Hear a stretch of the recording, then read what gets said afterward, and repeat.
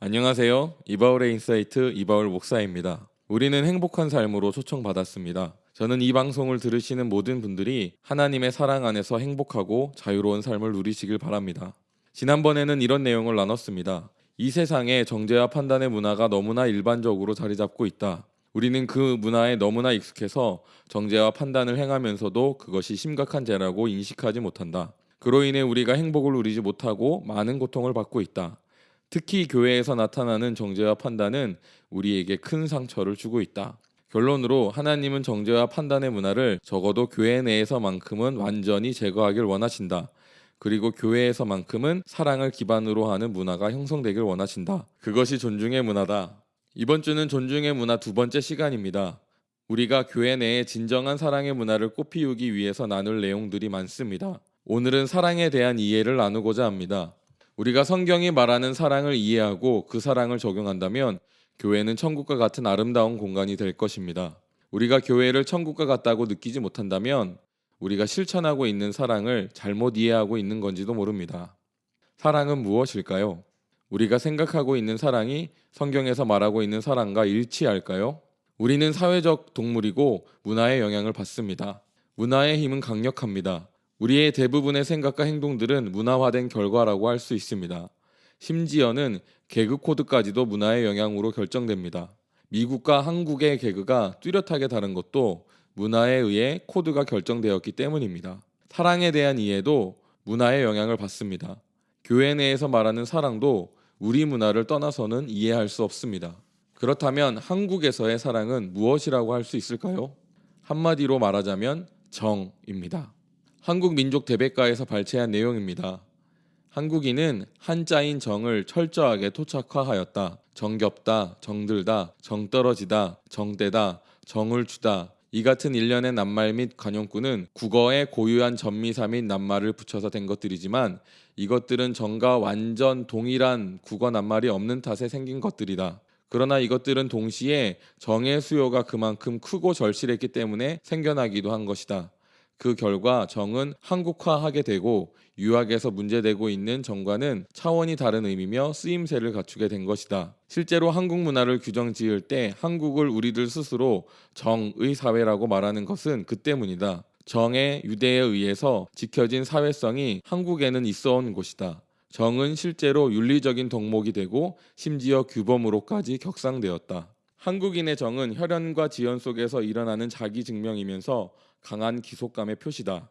정은 한국인에게서 뗄 수 없는 부분입니다. 심지어 이 개념은 스스로 좋은 사람인지 나쁜 사람인지를 판단할 때도 사용됩니다. 판단의 기준으로 정착되었을 만큼 정은 한국인의 정체성으로 설명할 수 있습니다. 정은 세계적으로도 칭찬받고 있습니다. 유튜브의 많은 영상에서 외국인들이 한국에서 정을 경험하면서 감동받았다고 말하고 있습니다. 한국인의 정은 나눠주고 보살피고 돌보는 것이라고 할 수 있습니다. 연약한 자를 돌보고 가난한 자를 돌보는 것, 그들을 위해서 나의 것을 나눠주는 것이라고 할 수 있죠. 정말 높은 수준의 사랑이라고 할 수 있습니다. 저는 하나님께서 우리 민족에게 사랑에 대한 좋은 계시를 주셨다고 믿습니다.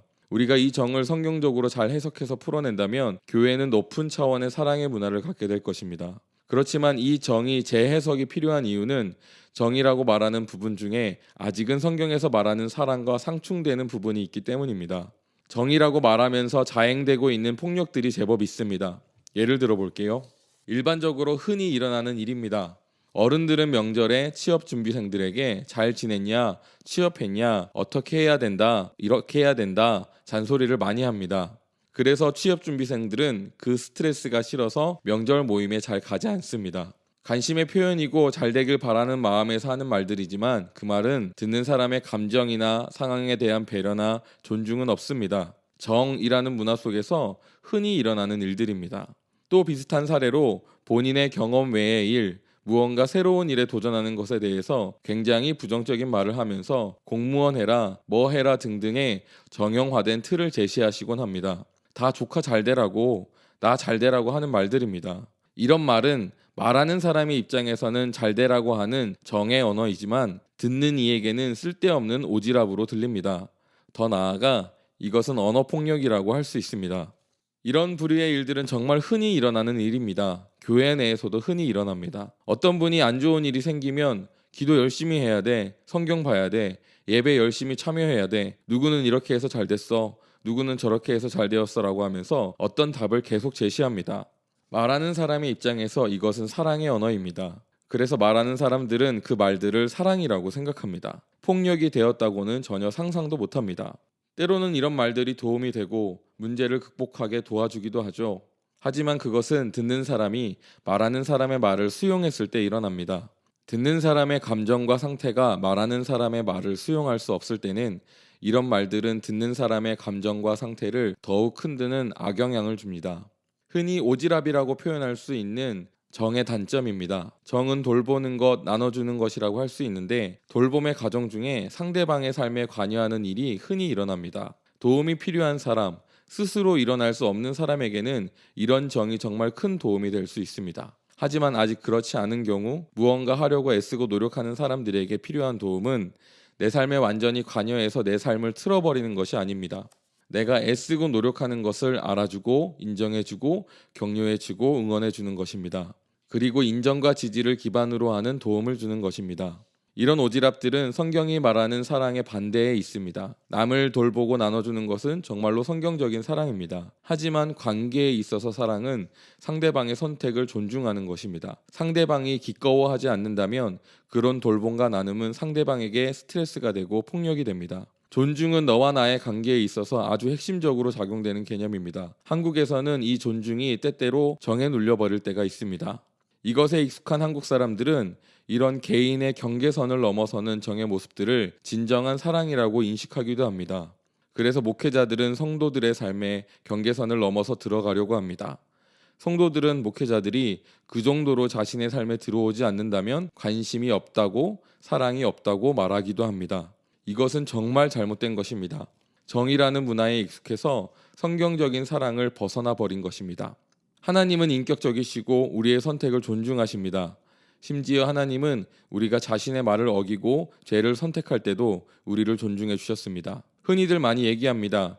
하나님이 우리가 죄를 짓지 못하도록 막으셨으면 되는 것 아니냐? 그게 진짜 사랑이 아니냐? 하나님이 그렇게 하실 수 없었던 이유는 하나님이 진정한 사랑의 하나님이기 때문입니다. 진정한 사랑은 상대방의 선택을 존중합니다. 그것이 실수이고 잘못되었더라도 그 선택을 존중해 주는 것입니다. 하나님은 그런 인류의 잘못된 선택, 실수도 존중해 주셨습니다. 그리고 실수한 인류가 돌아올 수 있는 길도 내셨습니다. 예수님을 보내셔서 죄의 문제를 해결하셨습니다. 그리고 예수님을 믿는 자들, 영접하는 자들에게는 이전의 자격, 아들의 자리를 회복시켜 주셨습니다. 이런 회복의 과정에서도 하나님은 결코 강제하시는 일이 없습니다. 하나님은 아들을 희생하시기까지 우리에게 자신의 사랑을 보여주셨습니다. 하나님은 끊임없이 우리에게 당신의 선함을 나타내 보이십니다. 그래서 우리가 당신께로 돌아오기를 기다리십니다. 하나님은 우리의 선택을 기다리십니다. 강제하지 않으십니다. 왜냐하면 선택이야말로 하나님이 인간에게 주신 하나님의 형상의 핵심이기 때문입니다. 하나님은 우리에게 자유의지를 주셨습니다.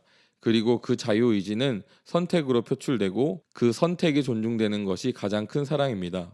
하나님은 인간이 죄를 지을 때도 다시 돌아올 때도 그 선택을 존중하고 계십니다. 정은 아름답습니다. 정은 훌륭하고 정은 위대합니다. 이미 우리 민족은 큰 사랑의 계시를 받았습니다. 그 속에 오지랖이라고 하는 거짓 사랑이 담겨 있습니다. 이제 우리는 그것을 분별할 수 있습니다. 사랑은 상대방의 선택을 존중하는 것입니다. 진정한 정의 모습은 상대방의 선택을 기반으로 하는 도움입니다. 아직 한국 사회는 이 정도 수준으로 사랑의 문화가 완성되지 않았습니다. 정이라고 하지만 오지랖으로 인해서 많은 사람들이 힘들어하고 있습니다. 하지만 우리는 성경의 지식을 통해 정을 더욱 완전히 실천할 수 있습니다. 우리가 상대방의 선택을 존중하고 그것을 기반으로 정을 흘려보낼 수 있습니다. 교회가 사랑의 완성을 보여준다면 사람들은 교회를 칭송하고 따르게 될 것입니다. 또한 그 속에서 우리는 진정한 사랑을 누리며 행복할 것입니다. 네, 오늘은 여기까지 하겠습니다. 계속해서 존중의 문화를 주제로 이야기해 보고자 합니다.